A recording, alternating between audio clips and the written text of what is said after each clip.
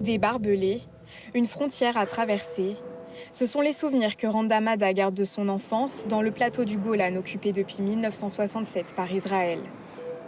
Dans ce livre accordéon, elle revisite une scène qui l'a marquée, des Palestiniens tentant de traverser la frontière à proximité de son village. Lorsqu'ils ont traversé la rue juste devant notre maison, ma mère était très triste à l'idée qu'un jeune homme puisse être tué à la frontière. Voilà ce qu'il a dit à ma mère. Je suis là pour rentrer chez nous à Jaffa.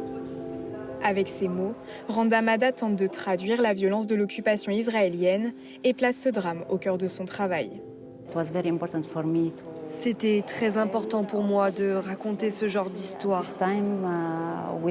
Surtout en ce moment avec tout ce qu'il se passe à Gaza et au Moyen-Orient. Témoin, Ali Arkadi l'est aussi. Ce journaliste irakien a photographié la bataille de Mossoul en 2016. Grâce à l'art, il donne une nouvelle vie à son travail. J'entendais les maisons qu'on détruisait, les bombes qui tombaient sur la ville. Imprimer ses photos sur la pierre, un moyen pour lui d'attirer l'attention sur des vies fragmentées par l'exil. Toutes ces photos représentent la douleur des gens. Les images sont liées à la souffrance, à la guerre, à des récits. Lorsque j'ai couvert ces événements, je suis allé partout et à chaque fois, c'était vraiment des histoires dramatiques.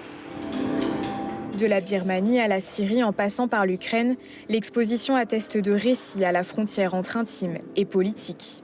C'est d'une certaine manière utiliser le format exposition comme outil politique pour soutenir des artistes qui ont besoin d'exister. Déplacement, guerre, résilience, Dislocation offre un espace inédit à des œuvres plus que jamais d'actualité.